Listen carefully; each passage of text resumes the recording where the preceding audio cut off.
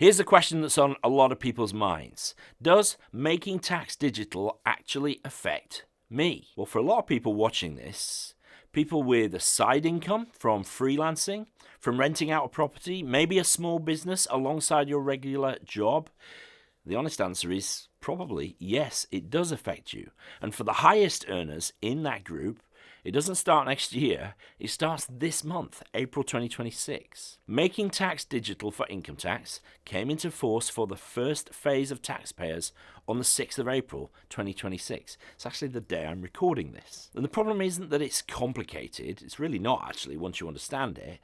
The problem is that many of the people affected either don't know about it, or they assumed it was something just to kind of deal with a bit later. Well, later is now.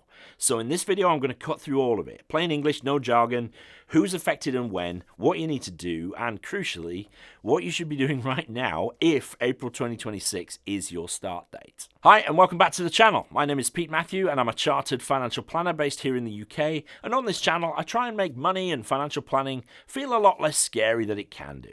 Today's topic sits right at the intersection of tax and personal finance planning, and it's one that I think is genuinely underreported, which is madness really, because I think it's quietly going to affect a much bigger chunk of the population than people assume. So if you earn an income from self-employment, a side hustle, or property rental, and your income from those sources crosses a certain threshold, making tax digital for income tax has changed how you report that income to HMRC. And for those with qualifying income above £50,000, that change is already here. No more doing all this in one go at the end of January. There are now quarterly updates involved.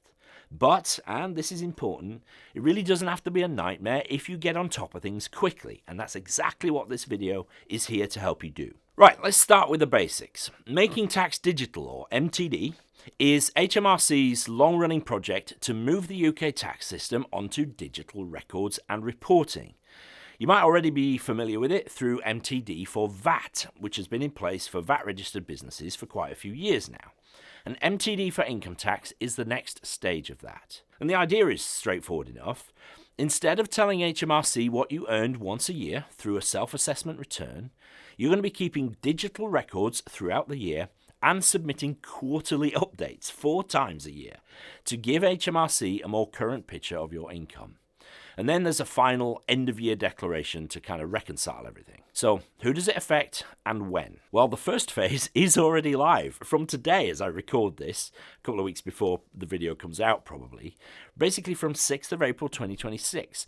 And it applies to you if you have self-employment income and or rental income from UK property, and your total gross income from those sources is more than £50,000 per year. If that's you, this is not like a prep job anymore, it's an action, get on with it job. And I'll get to exactly what you need to do in a minute. If your income from these sources is between £30,000 and £50,000, your start date is April 2027, so you've got time to prepare properly. And maybe this video will just give you a head start on that. There is a further phase covering people earning above £20,000 from self-employment or rental income. That's planned, but the exact timing for that group hasn't been confirmed yet. One really important thing to flag.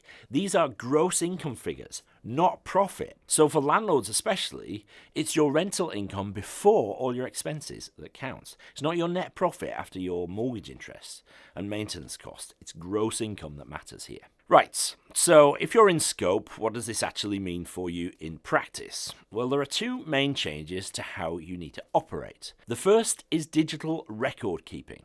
You're going to need to keep digital records of your income and expenses from your self-employment or property throughout the year.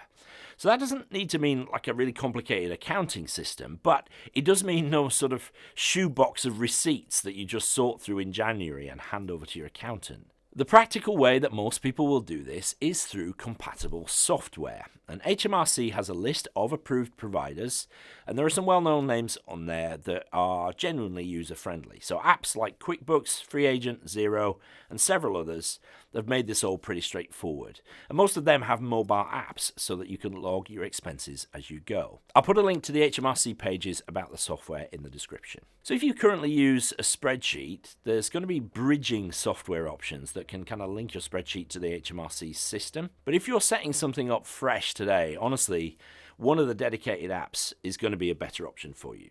The second big change is quarterly updates. So 4 times a year, you'll submit a summary of your income and expenses to HMRC through your software. These are not full tax returns, they're more like a running update. So you can sort of think of them as telling HMRC as here's roughly where I am at this point in the year. The actual tax calculation is still done at the end of the year. The quarters align to the tax year, with submission deadlines roughly a month after each quarter end. So the first one for the 26-27 tax year is going to be due in early August 2026. And then at the end of the year, you'll do a final declaration, essentially replacing your old self-assessment return, and that will confirm everything and lock in your tax liability. Now, if you know someone who is self-employed or a landlord and might not have heard about this yet, it would genuinely be worth sending them this video. So maybe hit the share button below and send them the link. For those of you who are already in scope as of April 2026, I want to sort of speak to you directly. If you haven't started with this yet, the time to act is right now. So here's a plain English checklist of what you need to do. Step 1 is to confirm that you're in scope. So look at your gross income from self-employment or property rental for the last year. If it was over £50,000 and you haven't yet taken any steps to comply with MTD for income tax, the time is now. Step 2 is to choose and set up your software, and do it today. Don't put this off. So get a compatible software tool in place right now. Most of the main providers have free trials, and many of them have pricing tiers that are pretty reasonable for smaller businesses and landlords. When evaluating your options for software, ask yourself, does it connect to your bank account? Can it handle both self-employment and rental income if you have both? Is the mobile app decent for logging things on the go? Honestly, getting familiar with software in April, it means that your first quarterly submission in August is going to feel straightforward rather than stressful. Step 3 is to register with HMRC for MTD for income tax. So you'll need to sign up through your HMRC online account if you haven't already. And this is a mandatory step. Your software alone won't connect to HMRC until you have registered. So if you haven't done this yet, it should be the first thing on your list today. Step 4 is to talk to your accountant, if you have one, like this week, not later. So if you use an accountant or a bookkeeper, have a conversation with them specifically about MTD for income tax right now. Most will already be well ahead of this, of course, but if yours is not, you need to find a new accountant. But most will handle the quarterly submissions on your behalf. The key question to ask your accountant is, who's responsible for what, and what do they need from you going forward? Step 5, if your start date is 2027 or later, just begin building the habits now. So for those of you in the £30,000 to £50,000 income bracket, you've got some breathing room, but you need to use it. Spending the next several months getting comfortable with digital record keeping means that April 2027 will be a non-event rather than a mad scramble. Quick pause. If you're finding this useful, I'd really appreciate a like on the video and subscribe to the channel if you're not already. It helps the kind of practical content that we're putting out reach more people who need it. And let me know in the comments, are you a sole trader, a landlord, or both? And have you started getting ready? I'd love to know what software you've chosen if you've made your choice. I'd just like to know where you are with all this. Okay, let's just look at some common questions, and then I want to look at one big misconception in all of this. You might ask, I've only got a small amount of rental income. Does this really affect me? Well, remember, in this first phase, if your combined gross self-employment and rental income is under $50,000, you're not in scope yet. But if you're close to that threshold, please don't be complacent. The direction of travel is pretty clear. Eventually, MTD for income tax will cover most self-employed people and landlords. You might ask, well, my accountant does my self-assessment. Will they handle all this for me? And the answer is yes, possibly, but not necessarily automatically.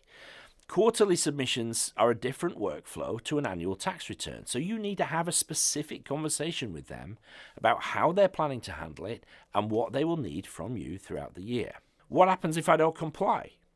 Well, HMRC is running a points-based penalty system alongside MTD for income tax. Each missed submission earns you a point, and once you accumulate enough points over a period, then financial penalties will kick in. It's designed to be kind of less punitive for the odd slip, but persistent non-compliance is going to cost you. And for those of you already in scope, the clock is ticking on that first submission. And now the big misconception that I'm seeing around this. A lot of people assume that because HMRC hasn't written to them personally, they must be fine. But that's not how this works. HMRC is not contacting everyone individually. As with all things tax, the obligation sits with you. And I didn't know is not a defense that tends to go down very well. Now, sorting your quarterly reporting is one thing, but once you have a clearer picture of your income throughout the year, another question naturally follows. Am I actually keeping as much of this income as I legally could do?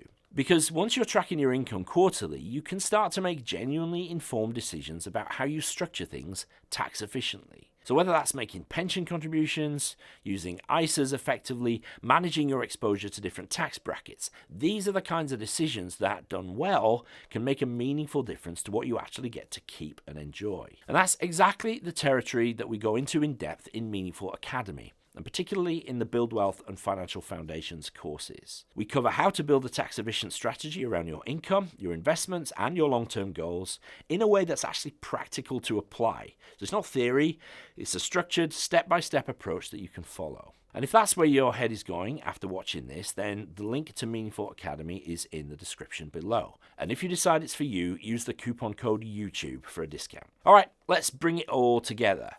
Making tax digital for income tax isn't coming, it's here now. Final reminder, if your gross self-employment or rental income is above £50,000, the 2026-27 tax year has already started and you need to be moving on this. So, register with HMRC, choose your software, get your record keeping set up right now. And if you use an accountant, have a conversation with them about all this week. If you're in the £30,000 to £50,000 income bracket, you've got time, but use it wisely. April 2027 will be here faster than any of us can think. And if all of this has made you think about whether the income you're earning is working as hard as it could for you, that's a great question to be asking. The link to Meaningful Academy is below. But if this video has helped you, please do share it with anyone you know who's got self-employed or rental income. They might not realize that this already applies to them. And a quick share could save somebody a genuine headache. And once you've got the compliance piece all sorted, the next obvious question is, where should my money actually be going? Maybe watch this video next. It's called The 7 Habits of Financially Effective People. See what I did there? Thanks for watching this one. I'll see you in the next video. Cheers.